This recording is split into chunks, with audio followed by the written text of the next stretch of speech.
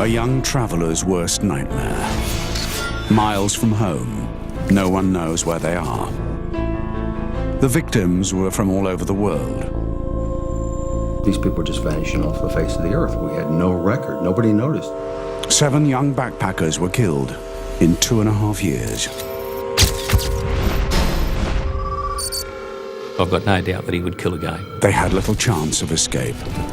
The isolation of this place is terrifying. It was one of the biggest murder investigations in Australian history, and the police didn't even know if they were looking for one killer or 2. I was of the view that the facts suggested 2 people rather than 1. Get out on the ground! This is the inside story of the investigation that shocked the world. The hunt for Australia's most notorious killer.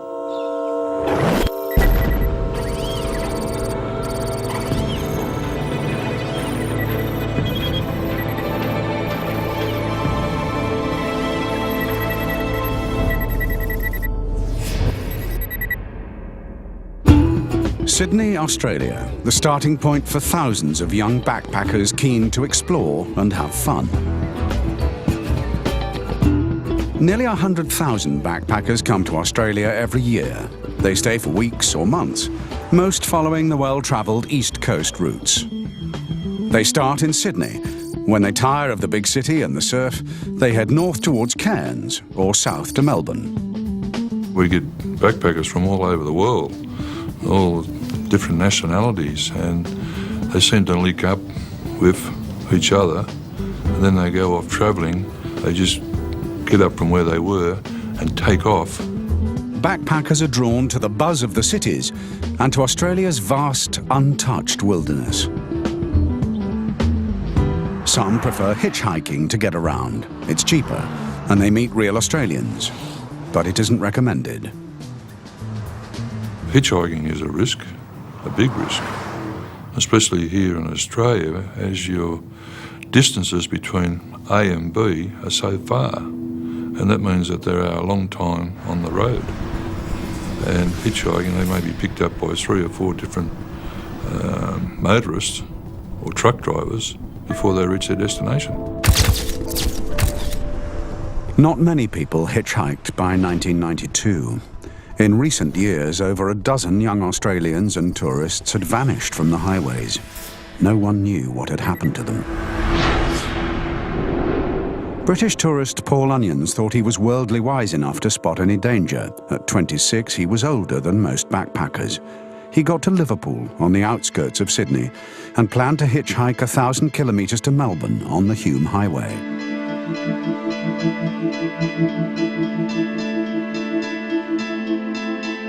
He'd already been trying for an hour without success and was on the point of giving up. G'day, mate. How you going? Good, thanks. Waiting for a lift? Yeah, mate, I'm going to Melbourne. Well, it's your lucky day. I'm heading that way. That's my 4-wheel drive. Throw your stuff in.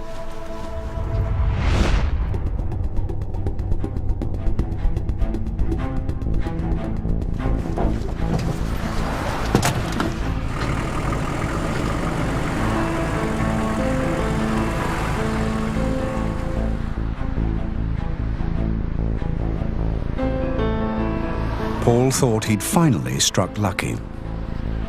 It would take 14 hours to drive all the way to Melbourne. The journey began with small talk. So where are you from? I'm from Birmingham, in the UK. What do you think of Australia so far? Yeah, it's pretty good, yeah. Enjoying the weather. I'm going to pull up when we get further up the road. We'll lose the radio signal when we get this far out of Sydney. I'll grab some tapes from the back so we can listen to some music, eh?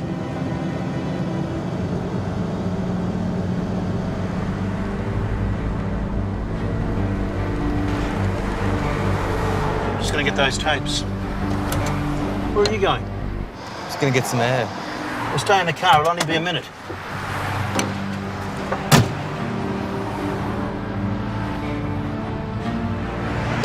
You know what this is? Get back in the car! A passing motorist saved Paul's life by picking him up.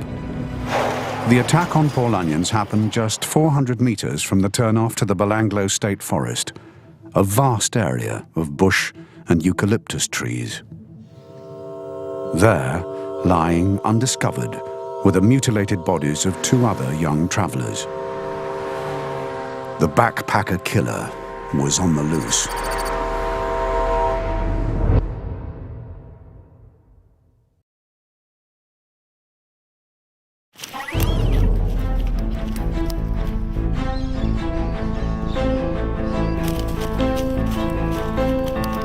In 1992, no one knew a serial killer was on the loose in Australia. In September, 2 runners were training in Belanglo State Forest.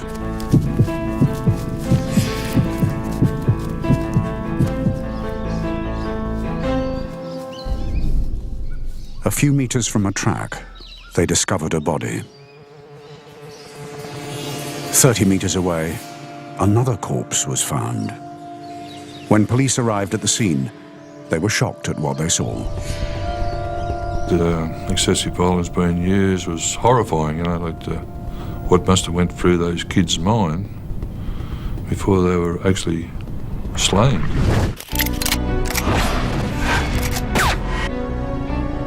The Missing Persons Inquiry had gathered dental records of backpackers who had disappeared. 2 records matched the bodies. They were 21-year-old Caroline Clark and 22-year-old Joanne Walters, British backpackers reported missing 5 months earlier. Joanne trained as a nanny and looked after children in Sydney for a couple of months.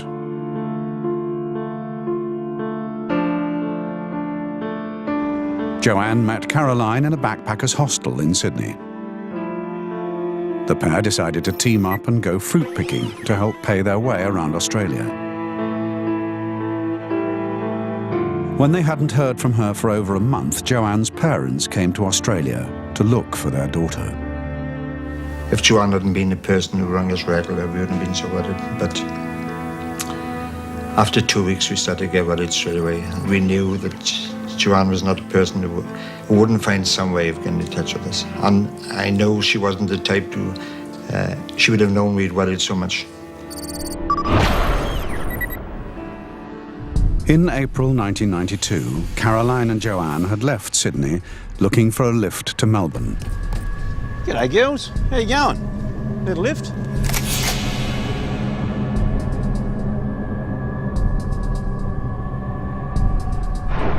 Their families never heard from them again.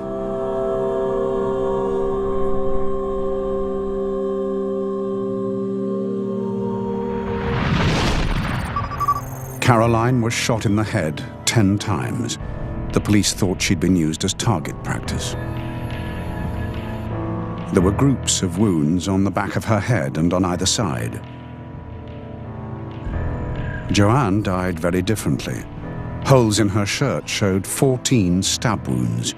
She'd been stabbed 4 times in the chest, once in the neck, and 9 times in the back. The stab wounds to her spine would have paralyzed her.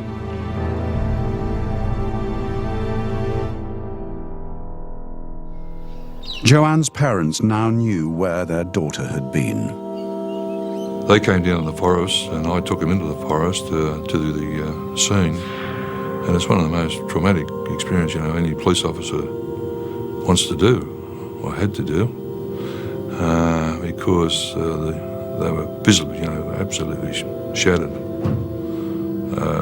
standing there at the scene where their daughters had been taken away from them.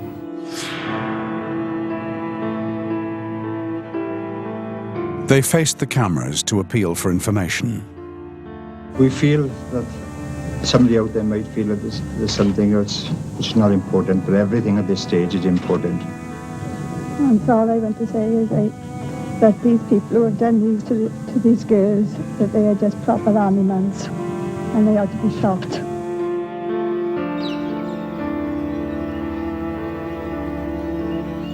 And I think it affected me the same way. I've got children, and it certainly gave us more determination.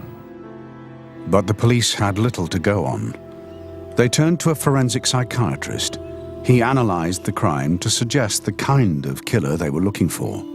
The forest gave him something to work on. It was the kind of area that one would expect the macho kind of person who committed these crimes to frequent fairly rough sort of country, rough scrub, difficult to find your way around in.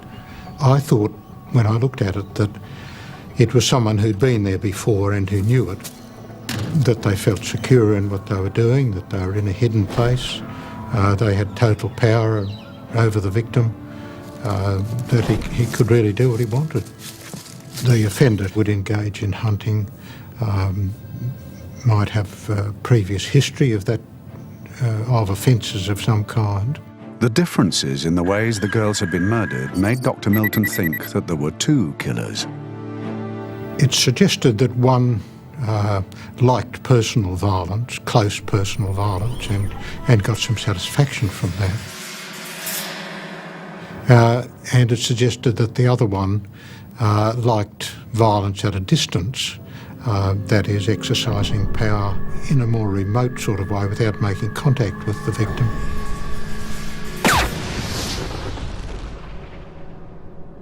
The police needed solid evidence.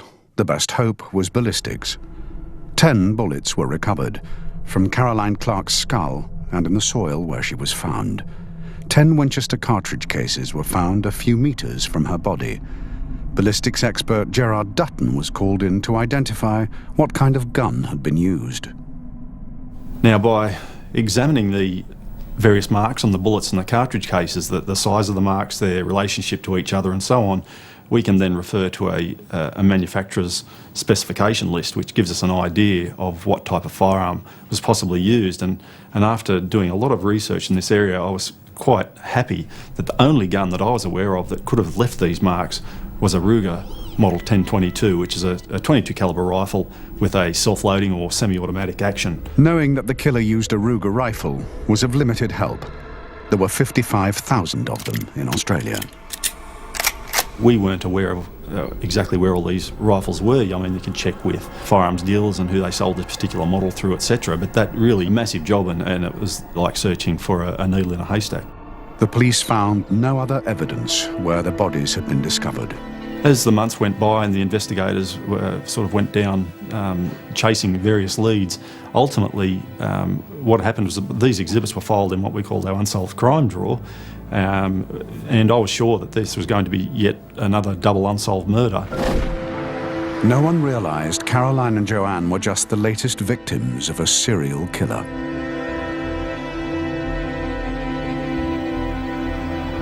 A year later, the police were no closer to solving the murder of the British girls.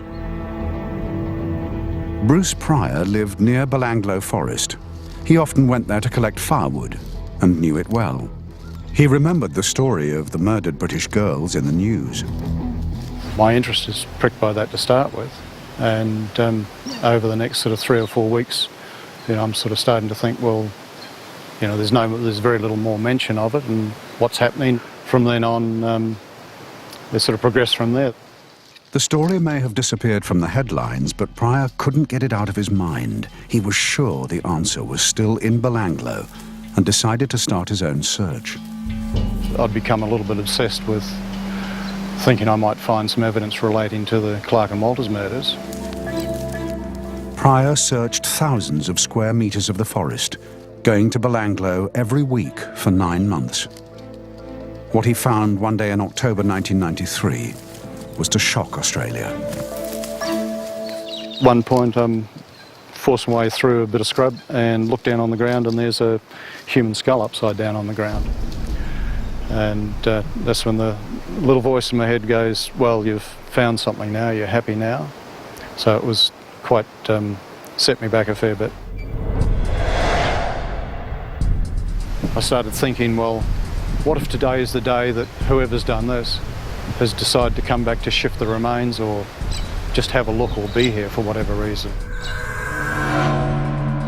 That's when I decided, well, I can't hang about here and I've got to get this information to the police. So I wrapped the skull up in the jumper and hopped in the car and hightailed it out of here. Unknown to Bruce Pryor, 22 metres away lay another skeleton. Belanglo was a killing ground.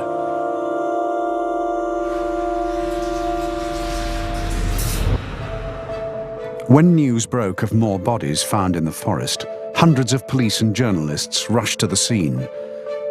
A task force was put together to search for more bodies and investigate the murders. In charge was Superintendent Clive Small. I did wonder how many more bodies we would find, and it was several weeks before I had any confidence that we knew that answer. It was Australia's biggest ever search team, over 300 officers, but it was tiny compared to the vast scale of Belanglo State Forest. It stretches for 40 square kilometres. Inspector Bob May was in charge of the operation. It's been 13 years since I've been here, but the road is still as bad as it was then. It's very difficult. Because of such a huge area, it would obviously be impossible to search it thoroughly. The bodies that were located were within 50 or 60 metres of a dirt track. So based on that, that's what caused our search to continue along those lines. If we went 30, 40, 50 metres in with 20 police on the line, depending on the country and the tracks in the area, that we hoped we'd find, if there were more bodies, we'd hope we'd find them. As the search began, the bodies were identified by dental records. Deborah Everest and James Gibson both grew up in Melbourne, but hadn't known each other long. In December 1989, they'd been in Sydney during their summer holidays. They'd planned to hitch to a festival 500 kilometres further south. James's mother had been worried about them hitchhiking. He said they'd be safe because they were travelling together. They'd been missing for 4 years. James Gibson's skeleton was marked with 8 stab wounds. A large knife had cut through his upper spine, causing paralysis. Stab wounds to his back and chest would have punctured his heart and lungs. Deborah Everest had been savagely beaten, her skull fractured in 2 places, her jaw broken. There were knife marks on her forehead. She'd been stabbed once in the back. Her tights had been used to tie her up.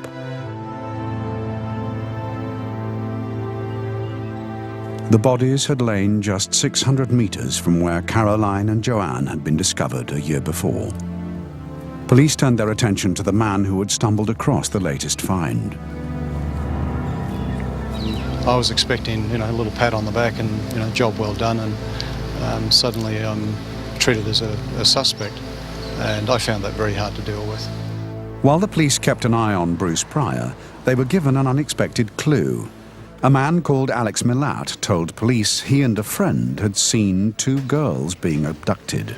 Some months ago, they had been in the Belanglo forest. They had seen this car with a number of youths in it, and they had a couple of people in the back who looked as though they were tied up and were women. Now, it was a very strange story. We did check the story and followed it through, and as I said, we're just not sure why they came forward with that story. It was also unusual that you'd see a person saying that I thought these people were abducted in a car. They were being driven into the forest, but I don't know. I didn't bother reporting it or telling anyone. The statement didn't ring true, but it raised suspicions about Alex Milat. Detectives started investigating. Immediately striking about him was the size of the family he came from. There were 14 siblings. Alex Milat was the eldest of 10 brothers.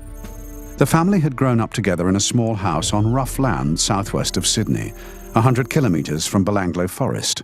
They were known to be a tight-knit group with a tough reputation.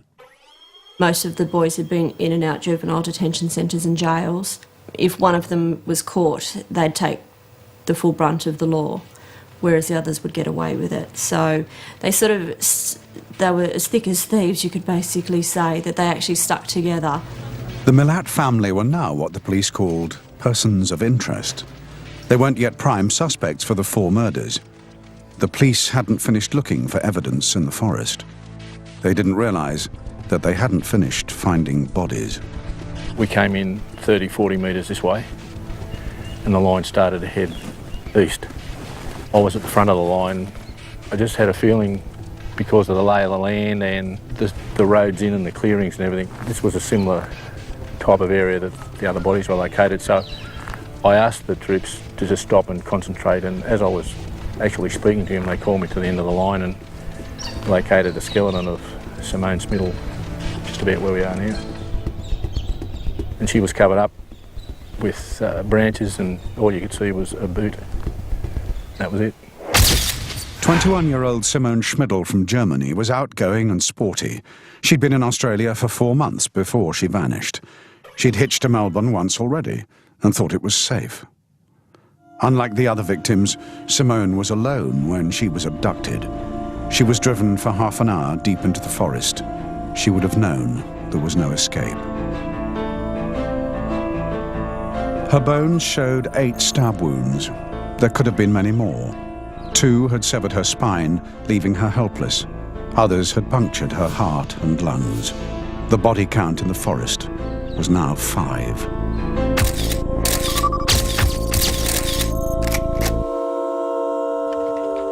Two days later, the body count went up again. Clive Small announced what everyone had known for weeks. I think it's fair to say that given that we now have 7 bodies recovered, and notwithstanding that we don't know the cause of death in the present case, that we do have a serial killer. The news of 2 more bodies went around the world. The murderer had earned a name, the Backpacker Killer. His victims were from 3 countries. The police hoped the media profile would give them a lucky break. Die australische Polizei hat in einem Waldgebiet bei Sydney. Police in Australia has stepped up the hunt for a serial killer. From the very outset, we were hopeful that there were people who had got away from the offender or offenders, and that was one of the reasons we paid so much attention to the media coverage both in Australia and overseas. 17,000 kilometres from Sydney, Paul Onions read about the case in a British newspaper. The bodies had been found close to where he was attacked 4 years earlier. Paul phoned the Australian hotline describing his attacker. Hello. Yeah, I'm calling about the backpack. Murders? Oh, yeah, I'd like to make a statement.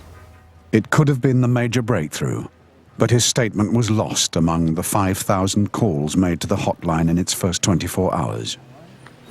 Thanks, bye. No one called Paul back. The Backpacker Killer was no closer to being caught.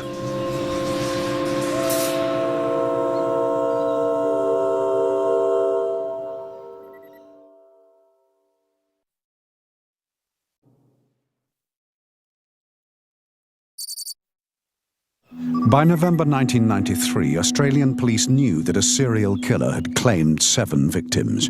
All were young backpackers whose remains were found in the Belanglo State Forest near Sydney. The latest discoveries were shocking.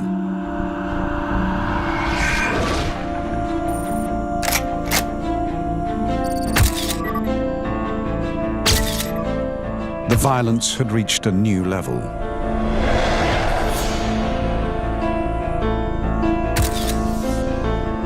"20-year-old Anya Habshid had finished her studies and wanted to travel. She and her boyfriend, 21-year-old Gabor Neugebauer, left Germany in October 1991 to travel around Indonesia. Going to Australia was a spur-of-the-moment decision. They spent Christmas at a party on Bondi Beach. They were due home in late January 1992.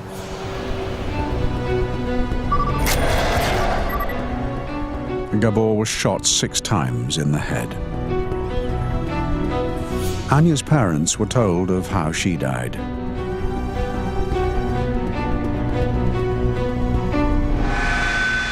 The 20-year-old had been decapitated. Her neck had been severed with one blow. Her head was never found. No one knew if she watched her boyfriend being shot or whether he was alive when she was executed.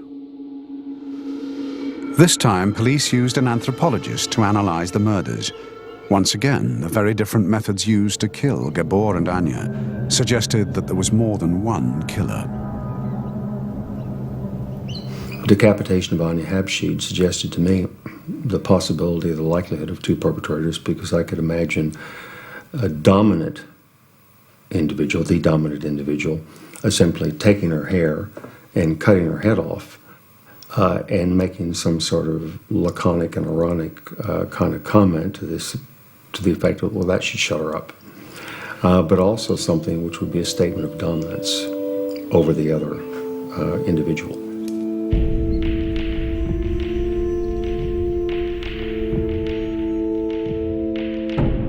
It appeared Gabor had been used as shooting practice, just like Caroline Clark, the British girl found over a year before.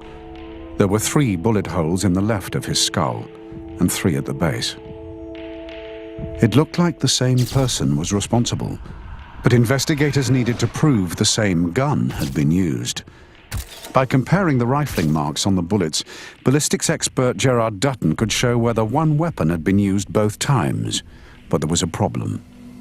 Unfortunately, the examination of the bullets from his skull was very disappointing because the decomposition that had occurred from his rotting brain tissue had affected the surface of the bullets, and that had destroyed all of the marks, the rifling marks and the individual marks that we rely upon.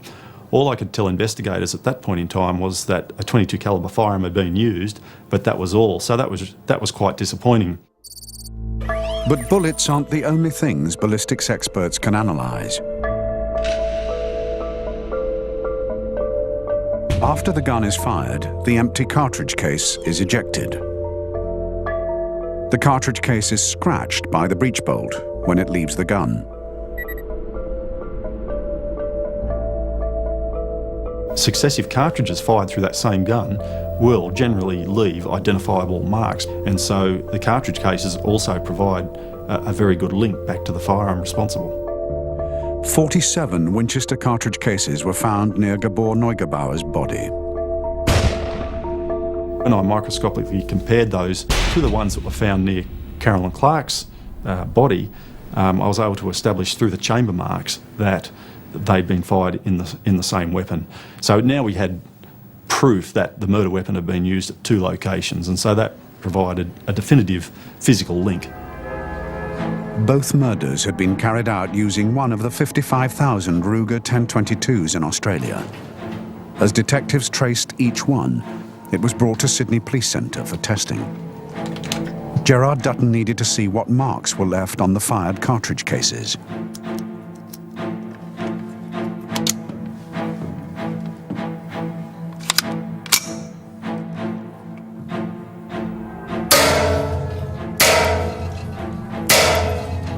I was comparing them to the murder exhibits in order to see whether that gun was or was not responsible. Now, that sort of work is very much hit and miss. To come across the murder weapon by chance is a very long shot. The exercise did have its benefits. And in the process, over many, many months, I became very much aware of all of the features and the detail. It was like knowing the face of your own mother. You're that familiar that you'd recognise your mother anywhere. And so all of these marks on the cartridge cases and the bullets were the same. I knew if I came across the murder weapon and testified it, that I would recognise those marks instantly. But it could take months or years to find the killer this way. The pressure mounted on the police. The murderer could strike again, and a serial killer on the loose wasn't good for the tourist trade. There was a lot of media attention being given to, is it safe for backpackers to come to New South Wales? Is it safe for them to travel through the state? That had a very big economic impact for the state, and we had to be conscious of that. They needed to get a result quickly, but the investigation was swamped under 1.5 million pieces of information. Among them was the statement from Paul Onions, the backpacker attacked on the highway near Belanglo. But there was no system for finding needles in haystacks. The biggest problem we had at the time was that the police information management system for major investigations wasn't geared to handling an inquiry of this size. Another challenge was narrowing down a list of possible suspects that contained 2,000 names. But many of the people we had nominated were nominated on the basis of they're suspicious, they've passed a comment or something, but there was nothing to really link them to the crime scene or to suggest that they were a genuine suspect for any real purpose. It was the profiler's job to suggest what kind of person could be a genuine suspect. The forest gave them more clues.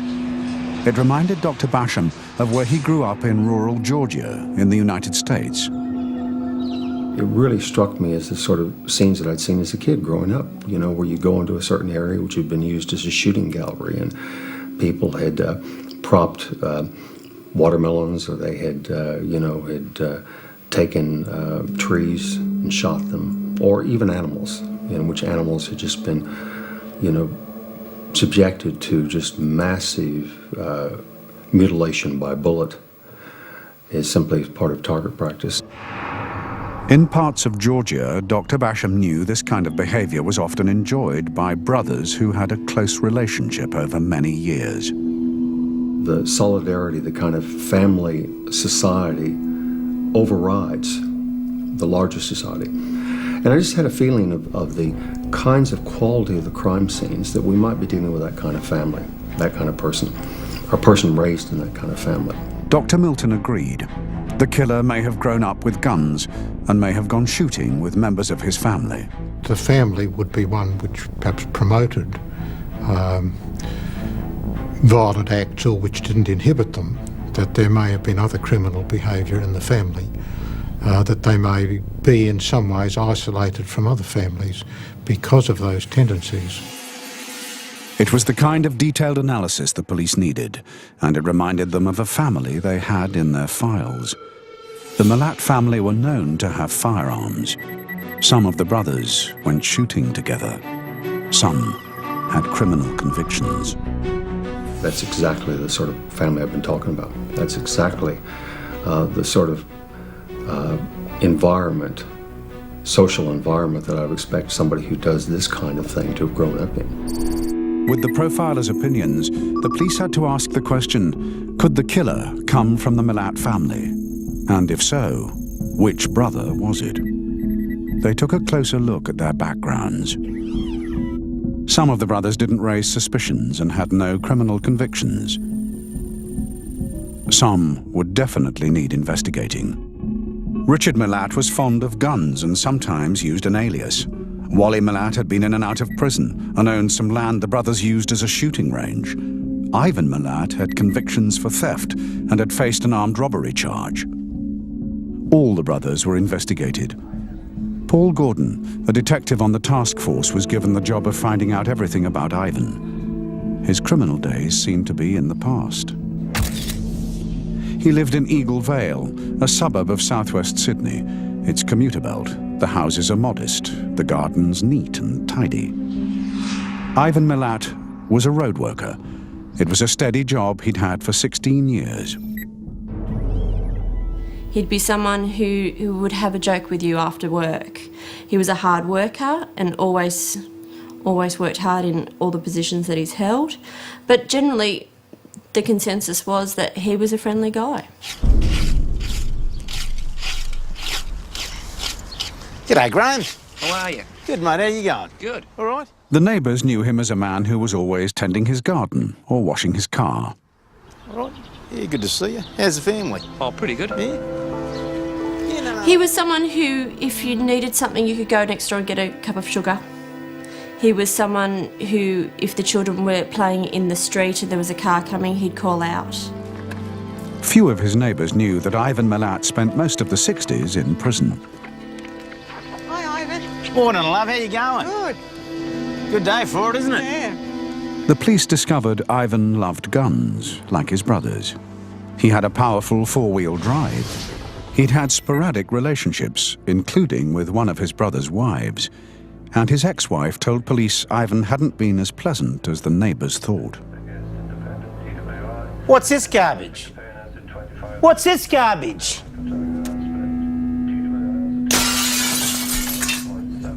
Don't touch it! Leave it alone! That was your fault! You don't touch it until I tell you different! Although Ivan was known for keeping his house and garden neat and tidy, the smashed table was left on the floor for weeks. The picture that emerged of Ivan was an absolute control freak. And even in his personal life, there were incidents where it was not what I would call normal behaviour. It was about absolute controlling behaviour. It fitted very well with the profile of the first offender that I've described. That is, of someone who was employed, had a fast car, had a previous criminal record, but who liked violence in a very measured and sadistic fashion. Detective Gordon believed the case against Ivan Milat was getting stronger. Gordon tracked down Ivan Milat's four-wheel drive.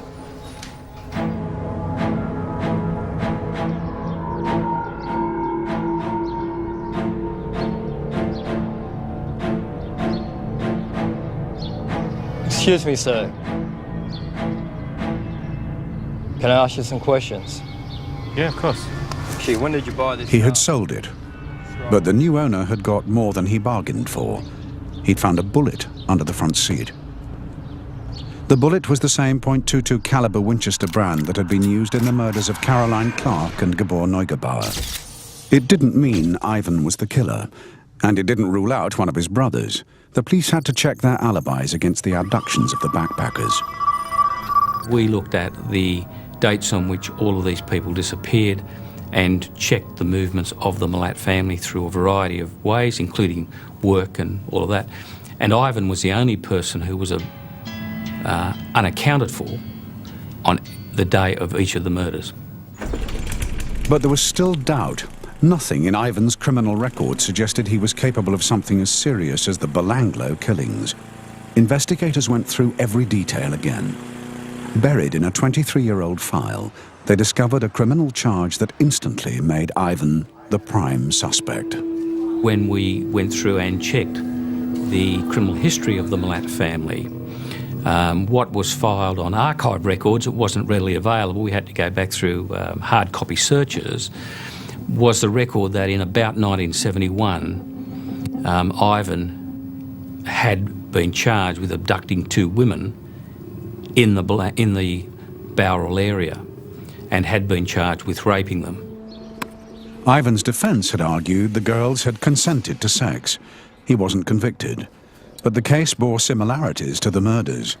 The girls had been picked up hitchhiking, and Ivan had driven them off the highway and onto a dirt track. The circumstances of the rape and abduction charge did give you a lot to think about when you compared it with what happened in the 80s and 90s and the murders that occurred in the Belanglo forest. Ivan Milat was now the focus of the investigation. Every piece of information had to be checked again.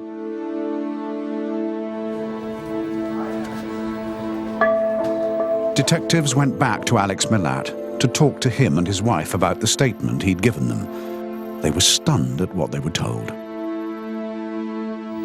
It was quite unusual and strange because we had interviewed them several times. On this occasion, the investigators spent an hour or more or a couple of hours with them and were simply about to leave when Alex's wife and then Alex came out and said, "Oh, by the way, Ivan gave us this backpack." The backpack belonged to Simone Schmidl, the killer's third victim. No one knows why Alex Milat told police about it. It might well be that they just reached a point where they said, "We think Ivan did it and we should hand this over," whereas up to that point it might well have been they thought, "No member of our family did this." We just don't know. Then came the breakthrough the police had been hoping for. They discovered that someone the killer had attacked was still alive. 5 months after he'd called the hotline, Paul Onion's statement was found. The police realised the attack on Paul fitted everything they knew about their suspect.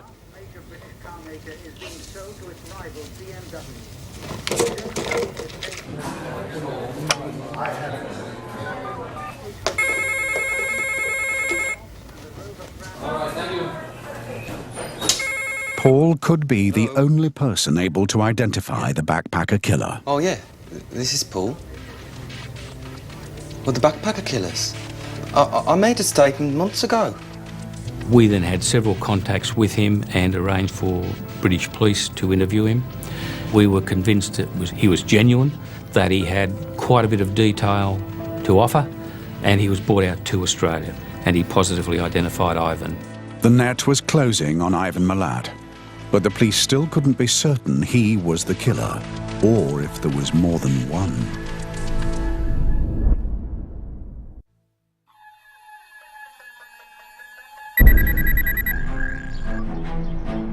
At 6:30 a.m. on the 22nd of May 1994, armed police surrounded the home of Ivan Milat in a Sydney suburb.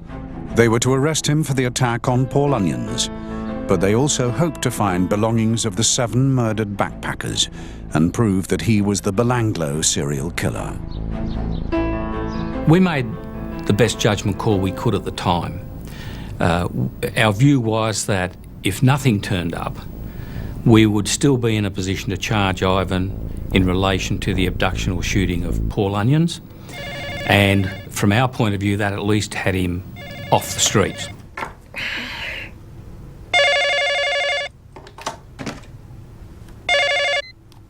Hello? Is Mr. Ivan Milat there? He's not here. Detective Sergeant Gordon's my name. I want you to come outside for your safety. And whoever's in the house with you. Get down on the ground! Get down on the ground! Do it!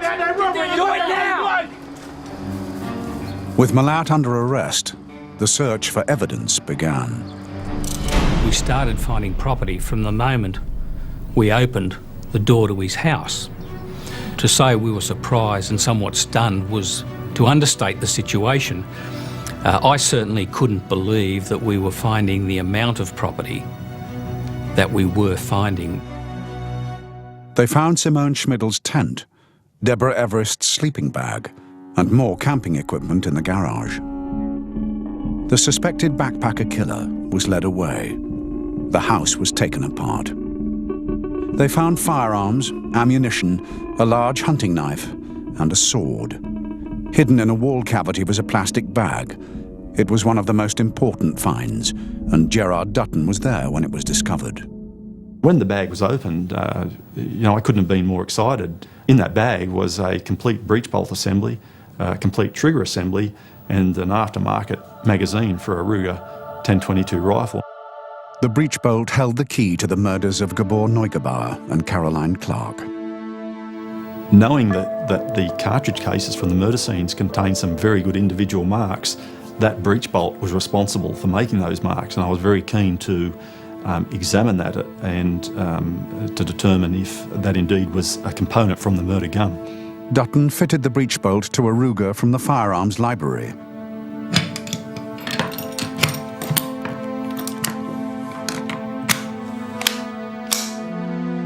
It was the moment he'd been waiting for.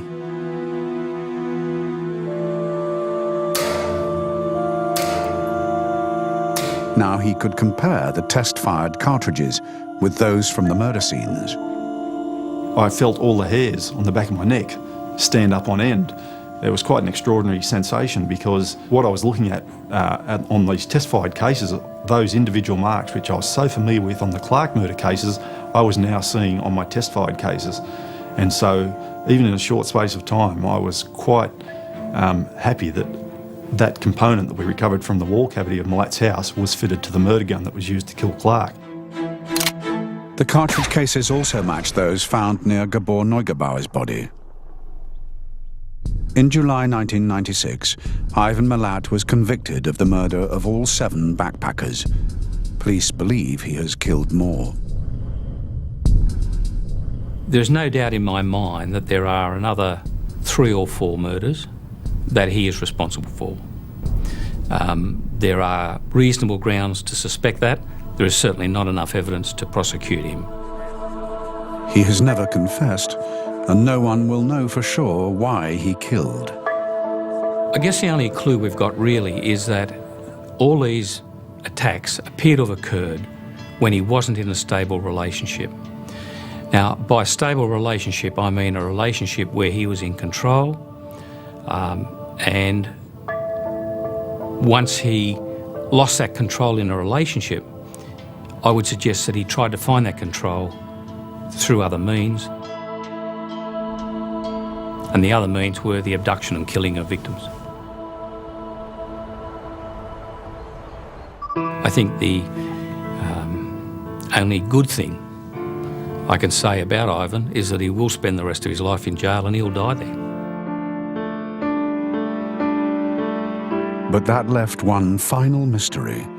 Did Ivan Milat operate alone, or was there a second killer?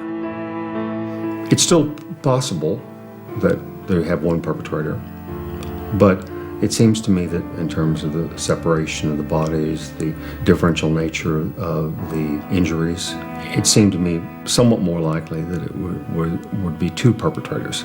We've got two personalities at work, two different people at work here. Ivan's defense blamed his younger brothers Wally and Richard for the murders. The judge said that he thought it was inevitable that Ivan Milat did not act alone. Neither brother was ever charged. The police insist there was only one backpacker killer.